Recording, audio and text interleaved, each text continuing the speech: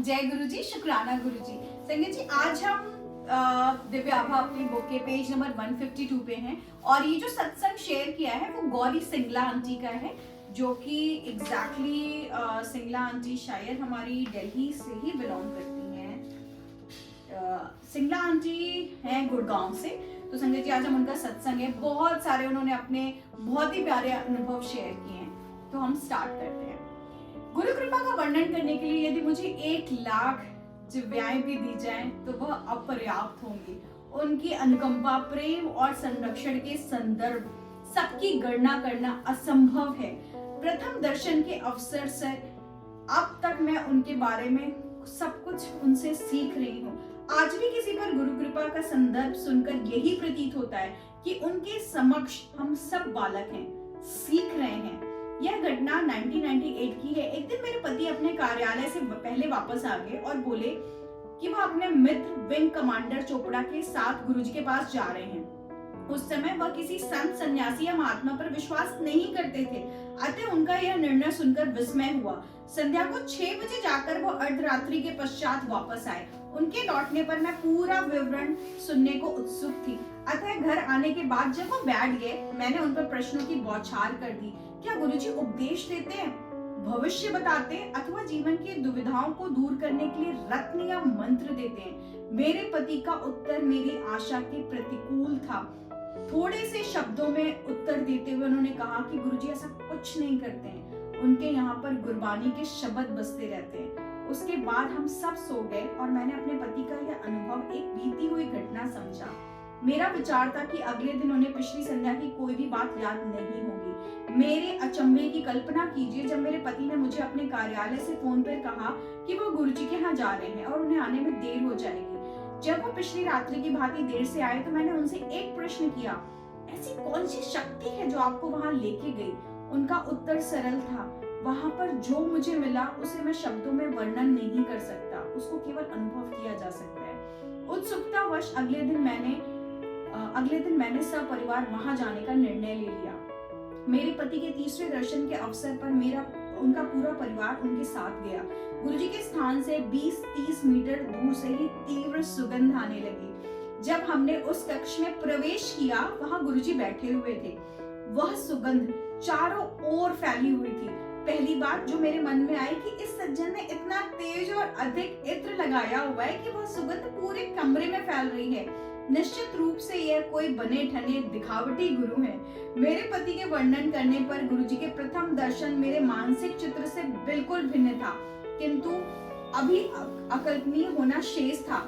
जैसे ही गुरुजी के चरण स्पर्श करके मैं उठ रही थी, गुरुजी बोले कि गुड़गांव के संत की भक्त अंततः आ ही गई। इस कथन के साथ ही उन्होंने मुझे यह बता दिया कि उनको मेरे बारे में कितना ज्ञान है।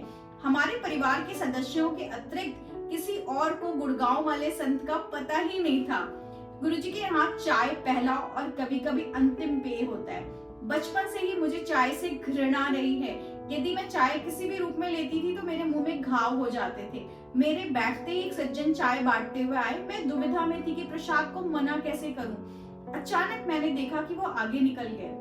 मुझे संतोष हुआ कि ना तो मुझे प्रसाद को मना करना पड़ा और ना ही चाय पीनी पड़ी। इस विचार के मन में आते ही विपरीत विचार भी उठा। इस चाय रूपी प्रसाद को ग्रहण ना कर मैं गुरु कृपा से वंचित हो रही हूँ। यह सब मेरे मन में हो रहा था, पर बाहर ऐसा हो रहा था जैसे मैं बोल रही हूँ। एकदम वह सज्जन पीछे मुड़े और मुझे चाय प्रस्तुत करी। मैं चकित थी। यह ऐसा था जैसे मेरे मन में उठ रहे द्वंद्व का उत्तर दे रहे हो। मैंने चाय का ग्लास उठाया और परिवार के सदस्यों के विरोध करने पर भी उस ग्लास से चाय को मैंने पी ली। बचपन से चाय ना पीने वाले के लिए एक महत्वपूर्ण कर्म। उस दिन अगले कुछ घंटों में जब तक गुरुजी के यहाँ रहे, मैंने चाय के 2 या 3 ग्लास और पिए। हम गुरुजी के यहाँ रात्रि 1 बजे तक रहे। अगले दिन सुबह उठने पर मेरा मुख घाव से भरा होना चाहिए था और उसमें अति वेदना होनी चाहिए थी, पर ऐसा कुछ भी नहीं हुआ। मेरा मुख स्वच्छ था और किसी घाव के निशान तक नहीं थे। सब चकित थे। आज भी चाय या तो मैं केवल गुरुजी के यहाँ पी सकती हूँ या तब जब वह मेरे आस-पास विद्यमान हो, परंतु यदि मैं चाय घर पर या कहीं भी और पीऊं तो मेरे मुंह में घाव हो जाते हैं। इससे गुरुजी की ऊर्जा का आभास होता है। एक जन साधारण को पेय को प्रसाद के रूप में देना, जिसमें रोग और कठिनाइयों को बाहर फेंकने की शक्ति हो, उनके यहाँ मिली कोई भी वस्तु कभी हानि नहीं कर सकती। चाय पीना आरंभ करने के उपरांत हमारे परिवार में और चमत्कार होने वाले थे। सुगंध, जिसे मैं गुरुजी का इत्र समझ रही थी, हमारे मुख्य कक्ष में फैलने लगा। हम उसे घर में पाकर मुग्ध हो गए। कुछ समझ नहीं पाने के कारण जब तक वह रही हम अति आनंदित रहे। बाद में पता लग गया कि यह तो गुरुजी की स्वाभाविक सुगंध है, जहां भी हो उनकी उपस्थिति का आभास करा देती है। गुरुजी की शरण में आने वाले दिन चमत्कारी रहे। जीवन में सुख और दुख एक दूसरे के पर्याय हैं। सुख के समय आप सगे संबंधियों से घिरे रहते हैं, पर दुख के समय केवल गुरुजी ही आपकी सहायता कर सकते हैं। अन्य व्यक्ति चाह कर भी सहारा नहीं दे पाते, क्योंकि अक्सर परिस्थितियों को संभालने में वह उतने ही असमर्थ होते हैं जितने कि स्वयं आप। केवल गुरुजी का निस्वार्थ समर्थन ही आपके साथ रहता है। आपके लिए कर्मों के अच्छे और बुरे फल तो भुगतने ही पड़ते हैं, परंतु गुरुजी के समक्ष प्रकृति भी निस्सहाय हो जाती है। गुरुजी के किसी भी अनुयायी के प्रतिकूल फल को या तो वे नष्ट कर देते हैं या किसी उनकी मात्रा को कम कर देते हैं। इसको साकार करने के लिए गुरुजी अपने भक्तों के कष्ट अपने पर अंतरित कर लेते हैं। मैंने अनुभव किया है कि कष्ट और पीड़ा दूर करने के लिए गुरुजी विभिन्न पद्धतियों का प्रयोग करते हैं। एक बार संगत में बैठे हुए मुझे सिर में तीव्र वेदना हो रही थी। यह इतनी अधिक थी कि मैं कुछ भी खाने या पीने में, सोचने में, सब कुछ में असमर्थ हो रही थी। अचानक गुरुजी ने मुझे बुलाया और कहा कि उनके सिर में बहुत दर्द है और मुझे कुछ देर के लिए अपना माथा दबाने के लिए कहा। यह करने के बाद मैं अपने स्थान पर आकर वापस बैठ गई और अचानक मुझे लगा कि मेरा सिर दर्द लुप्त हो गया है। अपना सिर दबाने को कहकर उन्होंने मेरी पीड़ा समाप्त कर दी थी। एक बार मुझे ज्वर ने घेर लिया था और वो कई दिन रहा। परीक्षणों और औषधियों के उपरांत भी वह नहीं उतरा। फिर 2 सप्ताह तक तीव्र औषधियों के सेवन से वह तो कम तो हुआ, पर पुनः वापस आ गया।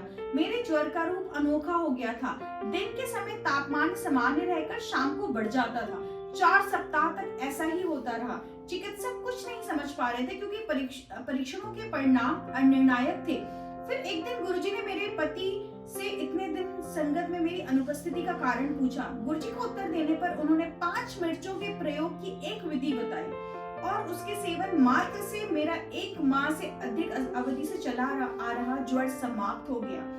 शनैः मैं पुनः स्वस्थ हो गई।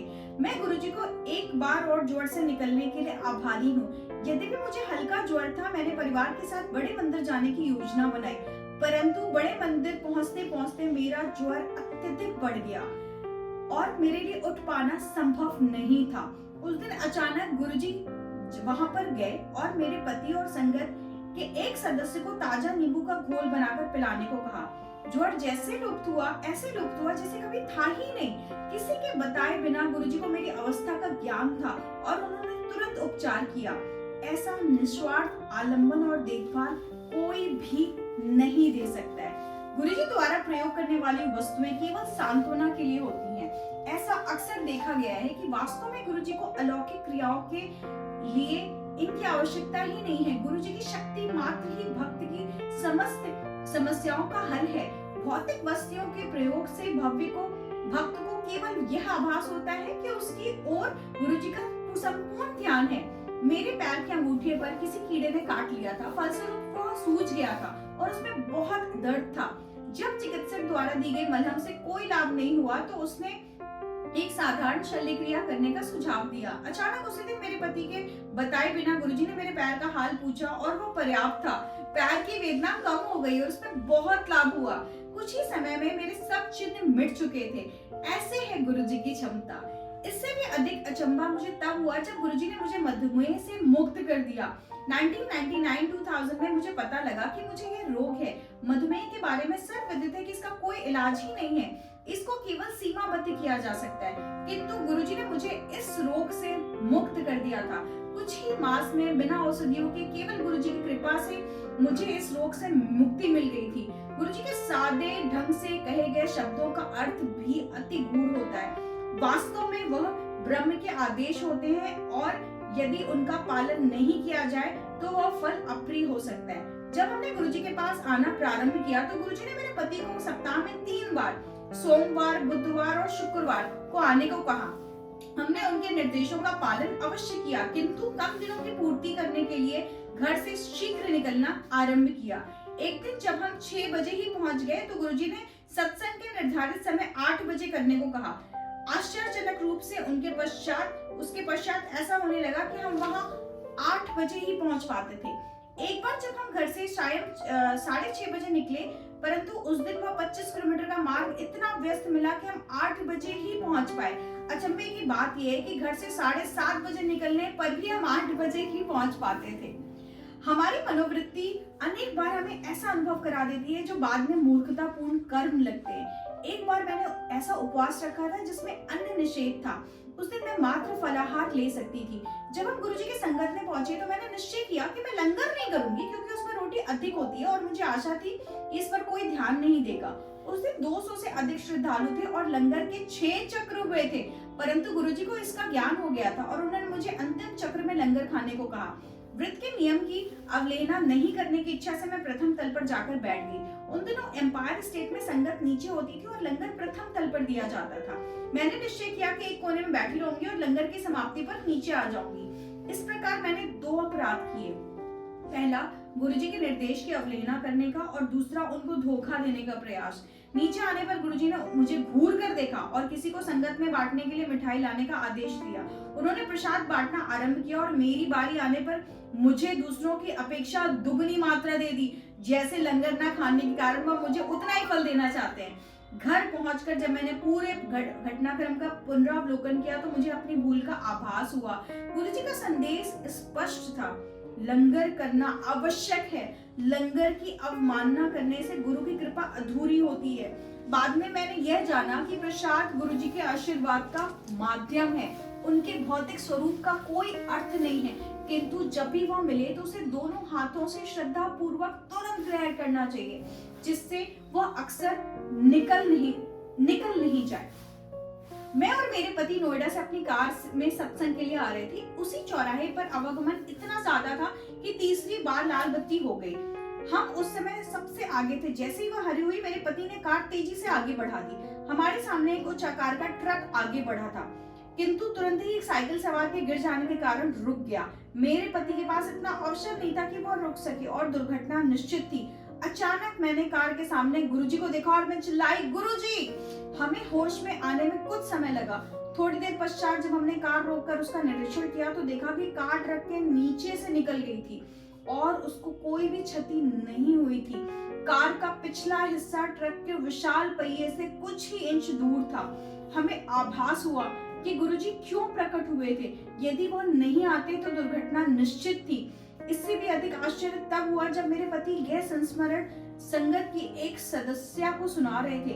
उन्होंने गुरुजी के प्रकट होने की बात कही होगी जब उसने उनसे प्रश्न किया, क्या कार नीले रंग की मारुति 800 थी?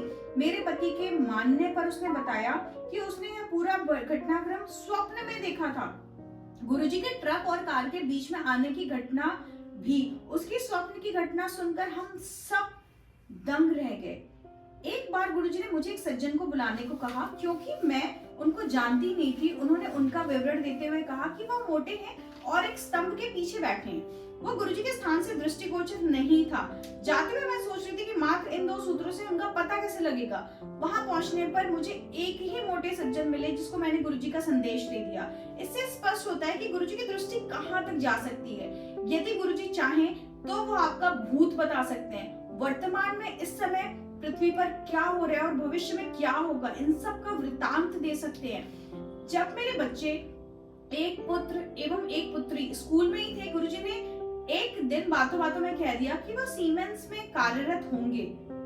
उस समय इस कथन पर विश्वास करना कठिन था, परंतु 6 वर्ष पश्चात ऐसा ही हुआ। इसी प्रकार गुरुजी ने 2000 में मुझे बताया कि मेरी बेटी का विवाह 2005 में होगा और उसका विवाह वास्तव में 30 अप्रैल 2005 को हो गया। गुरुजी द्वारा निर्मित बड़ा मंदिर विशेष स्थल है। राजधानी के एक छोर पर यहाँ के पवित्र पावन वातावरण में विश्व की सब समस्याएं भूल जाते हैं। यहाँ पर मैं गुरुजी की अनुपस्थिति में भी चाहे कितनी चाय पी सकती हूँ। यह मंदिर में उपस्थित अदृष्ट शक्ति का एक अति सूचक है। भले ही किसी को यहाँ पर अपने अनुभव पर विश्वास नहीं हो, मुझे यहाँ पर सदा एक अलौकिक शक्ति की उपस्थिति का आभास होता है। एक बार मैं अपने परिवार सहित बड़े मंदिर गई। सामान्यतः वहां पहुंचकर हमारे परिवार का प्रत्येक सदस्य स्वेच्छा से मंदिर में घूमता है। उस दिन दोपहर से थोड़ा पहले वहां पहुंचकर मैं गुरुजी के कक्ष की स्वच्छता देखने गई। उस कक्ष में शिव की एक अति सुंदर प्रतिमा है, जिसमें वह आशीर्वाद देने की मुद्रा में आसीन है। हम उस प्रतिमा को सदा देखते आए थे। उस दिन जब मैंने यह प्रतिमा देखी तो मेरे अंदर सिरन दौड़ आई। प्रतिमा का मुख 60 डिग्री दाहिने मुड़ा हुआ था। मैंने मंदिर में सब उपस्थित लोगों को यह दिखलाया और यह देखकर मेरी तरह ही सभी बहुत आश्चर्यचकित हुए। आश्चर्यजनक रूप से जैसे जैसे दिन बीतता गया, मुख अपनी सामान्य स्थिति में आता गया और शाम होते होते उसने अपने पुनः सामने की मुद्रा ले ली थी। 2006 की होली भी सदा स्मरण रहेगी। उस दिन प्रातः हम सब मंदिर में पहुंचे तो प्रत्येक ने कोई सेवा सबको आरंभ कर दी थी। मैं अपनी पड़ोसन संगीता के साथ हॉल में स्थित शिव प्रतिमा को चमकाने में लग गई। प्रतिमा को साफ करने के लिए ब्रासो रगड़ने के पश्चात संगीता को उसे एक अन्य कपड़े से चमकाना था। मैं ऊपरी भाग साफ कर चुकी थी और उस पर अंतिम सफाई करनी शेष थी। संगीता ने सफाई आरंभ करी ही थी जब उसने दिखाया कि शिव के गले में लिपटे हुए नाग के बीच में रंग लगा हुआ है। क्योंकि मैं उस भाग को साफ कर चुकी थी, मैंने उसे पुनः ध्यान से देखा। वहां पर रंग वास्तव में था। मैंने मंदिर में सब उपस्थित लोगों को इस चमत्कार का दर्शन करने के लिए बुलाया। उस दिन मैं मंदिर में दर्शन करने वाले प्रत्येक भक्त ने समय समय पर रंग का बदलता हुआ रूप देखा। यह सब प्रसंग गुरुजी की अभूतपूर्व प्रतिभा के संकेत मात्र हैं, किंतु वास्तव में हम सब इन सब चीजों से बहुत ही अनजान हैं। इनकी अपार क्षमता हम साधारण मानव के लिए समझ पाना सहज नहीं है। हाथ जोड़ नतमस्तक होकर मैं आभार प्रकट करती हूँ और उनसे विनम्र निवेदन करती हूँ कि पूरी संगत पर सदा अपनी कृपा बनाए रखें। जय गुरुजी, शुक्राना गुरुजी। तो संगत जी, जब मैं ये सत्संग पढ़ रही थी ना, तो मुझे एक थॉट बहुत ज्यादा आ रहा था और मुझे लगा कि मुझे आपको इस घटना को जरूर बताना चाहिए। क्योंकि ऐसा होता है कि जब आप ऐसे इन ब्लेस सत्संग को पढ़ते हो तो कहीं ना कहीं आपकी लाइफ में भी कुछ चीजें होती हैं और समझ में आता है कि हमारे गुरु की कृपा हमारे ऊपर कितनी है। तो संगत जी, ये इंसिडेंट है, आज है मंडे का दिन, जब मैं आपको सिंगला आंटी का सत्संग सुना रही हूँ। तो संगत जी, आज के दिन में मैं अभी 2 से 3 दिन पहले गुरुजी की कृपा से मेरी साथ अक्सर ऐसा होता है कि गुरुजी मुझे हफ्ते में 1 दिन बड़े मंदिर कृपा रहती है मालिक की और मैं वहां पे पहुंच जाती हूँ। तो संगत जी, कुछ ऐसा हुआ कि जब मैं जा रही थी तो मुझे एक आंटी ने बोला कि वो भी आज मेरे साथ जाएंगी। तो मैंने आंटी को लिया। अब वो जो आंटी थी वो गुरुजी से अभी नए नए जुड़े हैं। तो संगत जी, जब हम शाम को जाते हैं यहाँ से अपने घर से, मैं नोएडा में रहती हूँ, तो जब नोएडा से जाते हैं तो हमें पहुंचने में और आने जाने में ना बहुत ज्यादा टाइम लग जाता है। जब मैं यहाँ से अपने घर से निकलती हूँ तो 6 बजे का टाइम होता है और गुरुजी के मंदिर से आते आते हमें अपने घर तक ऑलमोस्ट कभी 12 बज जाते हैं, कभी गुरुजी की कृपा होती है तो 11 बजे ही पहुंच जाते हैं, कभी 10 बजे ही पहुंच जाते हैं, डिपेंड करता है ट्रैफिक के ऊपर। तो संगत जी, कुछ ऐसा हुआ कि हम मंदिर पहुंचे और वो आंटी अपने अंकल से बहुत ज्यादा रिक्वेस्ट करके हमारे साथ गई थी और चूंकि अंकल गुरुजी को नहीं मानते हैं तो इस वजह से आंटी को कन्विंस करना थोड़ा टफ था। फिर जैसे भी था वो आंटी ने रिक्वेस्ट किया और उनके हस्बैंड ने उन्हें हमारे साथ जाने के लिए बड़े मंदिर बोल दिया जाने के लिए। तो मैंने आंटी को लिया और जब मैं आंटी को लेकर के हम लोग बड़े मंदिर पहुंचे तो संगत जी, कुछ ऐसा हुआ कि जब हम बड़े मंदिर के बाहर बैठे हुए थे ना, तो हम सब एक रो में थे और हमारी रो, जैसे मैं और मेरा बेटा आगे बैठे हुए थे, मेरे पीछे वो आंटी अपनी बेटी के साथ थी और उनके पीछे मेरे अपने जीजू बैठे हुए थे। तो संगत जी, जब हम बैठे तो ऑलमोस्ट मेरे ख्याल से 2 घंटे बाद 8 बज रहा होगा, तो वहां पे ना चाय प्रसाद बांटने आए। तो संगत जी, जैसे मैंने आपको पहले भी शायद बताया हुआ है कि मैं गुरुजी की कृपा से मैं भी चाय पीने लगी। अदरवाइज मैंने बचपन से कभी चाय नहीं पी। मतलब बचपन से मुझे मम्मा ने ऐसी कुछ हैबिट कर रखी थी कि मेरी दीदी बहुत ज्यादा चाय पीती थी। मतलब बचपन से मेरे और मेरी दीदी में ऑलमोस्ट 10 साल का डिफरेंस है और जब मैं 10 साल बाद हुई तो मेरी दीदी की हैबिट इतनी ज्यादा बिगड़ चुकी थी, वो इतनी ज्यादा चाय पीती थी कि मम्मी ने परेशान होकर के मेरे अंदर एक चीज डाल दी थी कि अगर मैं बहुत ज्यादा चाय पीऊंगी ना तो मैं काली हो जाऊंगी। तो उस दिमाग में एक डर ऐसा बैठा दिया था कि मुझे ना चाय के टेस्ट में ही कुछ बहुत ही प्रॉब्लम होने लगती थी, और दिमाग में रहता था अच्छा चाय पीने से लोग काले हो जाते हैं तो मुझे चाय नहीं पीनी है। तो ऐसा बचपन से कुछ ऐसा था कि मुझे चाय से ना धीमे धीमे एलर्जी होने लगी और मैं चाय को बिल्कुल भी नहीं पी पाती थी। तो अब इस एज में जाकर के जब मैं गुरुजी से जुड़ी, तो हम सब ऑब्वियसली जब हम गुरुजी से जुड़ते हैं तो चाय प्रसाद में अपनी ब्लेसिंग्स हमें मिलती है।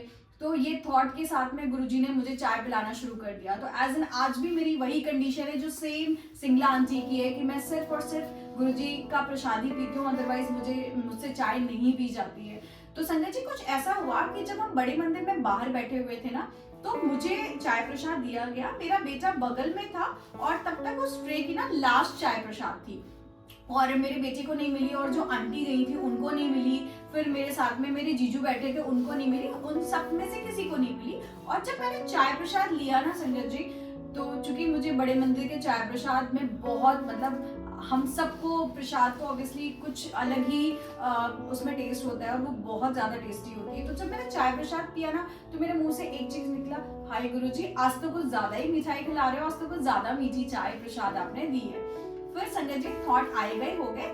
फिर हुआ ये कि जो हमारी रो थी ना, तो वहां पे अनाउंसमेंट हो गया कि जिनको जिनको भी लंगर खाना है वो सब उठ जाएं और जिनको जिनको दर्शन करना है वो बैठे रहे। तो समहाउ मैं और हम पूरी फैमिली हम लोग बैठे रहे। अब वो आंटी थोड़ी सी परेशान हो रही थी क्योंकि उन आंटी को लग रहा था कि हम जल्दी से उठें, हम गुरुजी का दर्शन दरबार में जाएं, लंगर करें और फिर लंगर करने के बाद में हम वापस घर हो जाएं। तो चूंकि मेरे बेटे को चाय प्रसाद नहीं मिली थी और आंटी को भी चाय प्रसाद की इंपॉर्टेंस नहीं पता थी, तो मैंने उनसे कहा कि आंटी चाय प्रसाद अभी नहीं हुआ है, प्लीज आप थोड़ा वेट करिए, हम लोग चाय प्रसाद आपको पिला के तभी जाएंगे। तो फिर उन्होंने कहा कि अच्छा ठीक है, ये जरूरी होता है तो ठीक है हम पी के जाएंगे।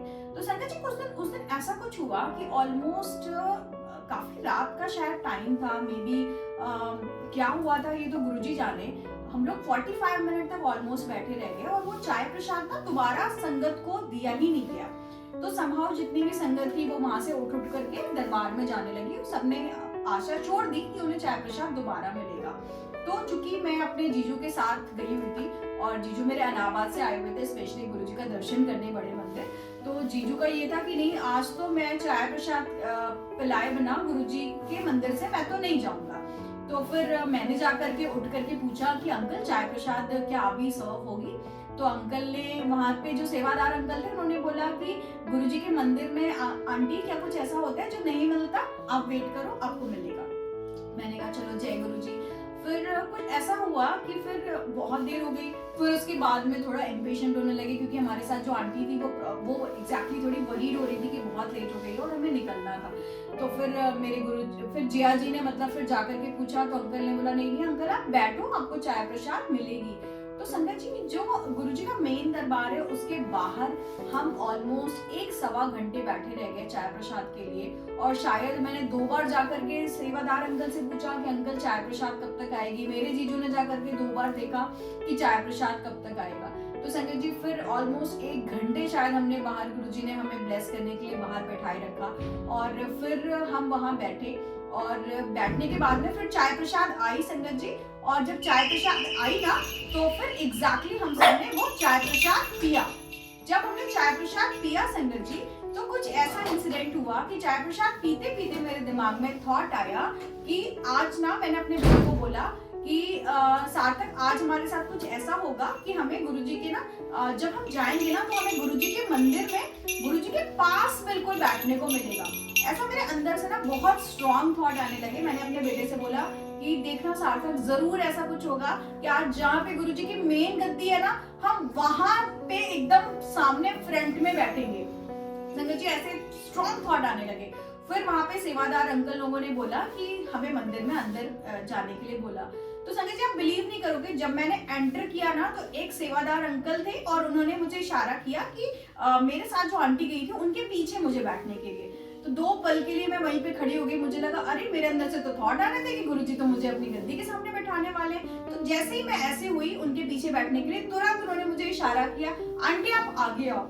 तो आप बिलीव नहीं करोगे संगत जी कि मुझे उस दिन गुरुजी ने जो थॉट दिया एग्जैक्टली गुरुजी की जहाँ पे बड़े मंदिर की गद्दी है उसके जस्ट सामने मैं यहाँ पे बैठी हुई थी और गुरुजी मेरे ठीक सामने बैठे हुए थे। और मुझे याद नहीं है कि मतलब कब मुझे गुरुजी ने इस तरीके से मेरे मन में थॉट आए और मैं गुरुजी की गद्दी के पास बहुत टाइम बाद ऐसे मुझे बैठने का मौका मिला।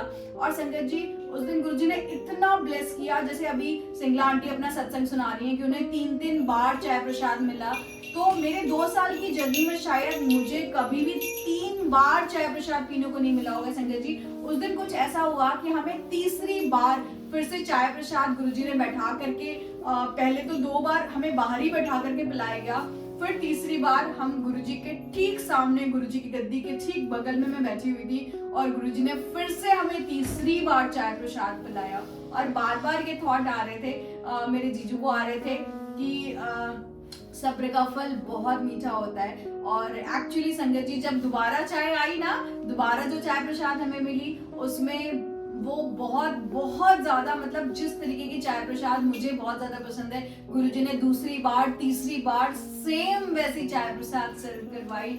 और हमें मतलब वो जो दर्शन होता है वो तो आप उसको एक्सप्रेस ही नहीं कर सकते जब आप बड़े मंदिर जाते हो ना संगत जी।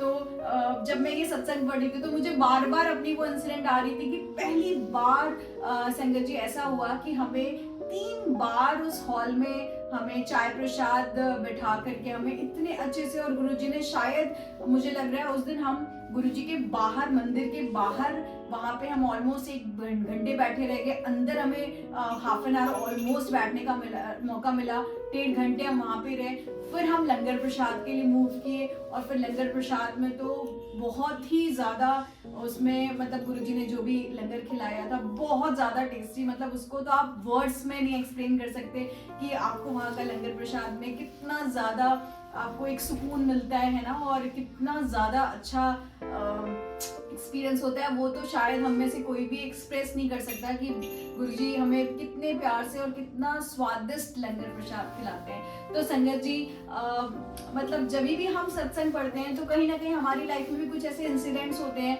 जो मुझे लगता है कि एक्चुअली मुझे आपको शेयर करना चाहिए।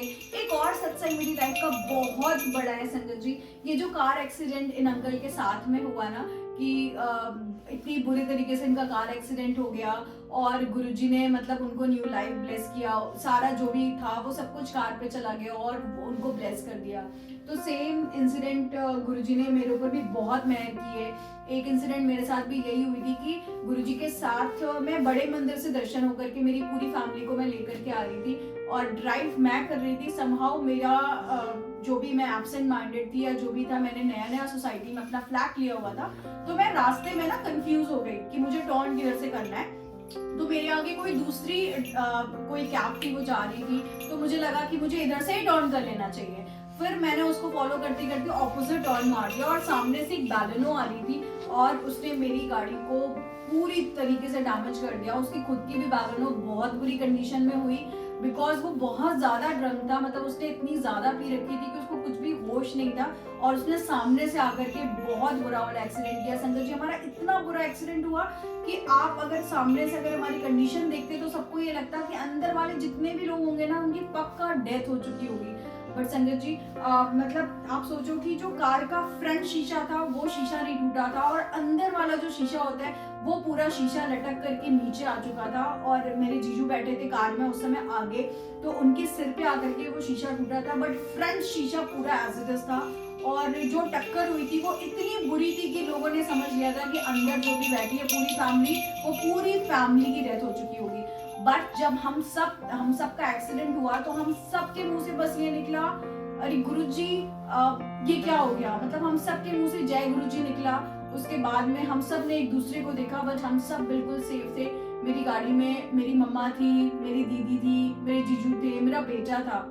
हम सब उस गाड़ी में थे, पर संजय जी किसी को एक खरोच भी नहीं आई थी, किसी को एक खरोच भी नहीं आई थी। और सबसे बड़ी बात कि वो जो एक्सीडेंट हुआ था वो हम सब बड़े मंदिर से वापस आ रहे थे। और संजय जी जब हम बड़े मंदिर से वापस आ रहे थे ना, तो शायद हमारी कुछ परीक्षा की घड़ी थी, क्योंकि रास्ते में ऐसा नहीं होता कि जब हम कहीं जाते हैं उस रास्ते पे तो हमें कोई भिखारी मिलते हैं। इतने साल से उस रास्ते पे हमें कभी कोई ऐसा नहीं मिला। तो उस दिन जब हम लोग आ रहे थे तो रास्ते में हमें एक भिखारी मिला, और समहाउ कुछ ऐसा इंसिडेंट हुआ कि वो जब हम उसको कुछ देने जा रहे थे ना, तो हमारी ग्रीन लाइट हो गई और फिर जल्दी से मतलब हम आगे बढ़ गए, बिकॉज हम वहां पे रुक नहीं सकते थे। फिर हम उनको दे नहीं पाए कुछ। फिर थोड़ी दूर में आगे ना संगत जी एक कोई बाबा टाइप के मिले, और फिर उन्होंने भी मतलब नॉक करके कुछ हमें वो कुछ तो मतलब कुछ मांग रहे थे। फिर मुझे लगा कि क्या हो रहा है आज, ऐसा बार बार बड़े मंदिर से हम आ रहे हैं और हमें ऐसा मतलब ऐसा कुछ हो रहा है कि सामने से कोई आकर के मांग रहा है। तो मैंने अपनी मम्मी को बोला कि मम्मी जल्दी करो, अदरवाइज ग्रीन लाइट हो जाएगी, फिर हम कुछ दे नहीं पाएंगे। तो मम्मी ने ना मतलब पर्स में से, जैसे हम मम्मी लोगों का होता है ना कि चलो 10-20 रुपए निकाल करके देना शुरू कर दिया, और समाओ उसमें बड़ी बड़ी नोट थी तो वो निकालने में टाइम लगा रही थी। तो मैंने क्या किया, उनका पूरा पर्स उठा करके ना उस पूरे उसको उठा करके वो जो भी थे उनको मैंने पूरा पर्स दे दिया।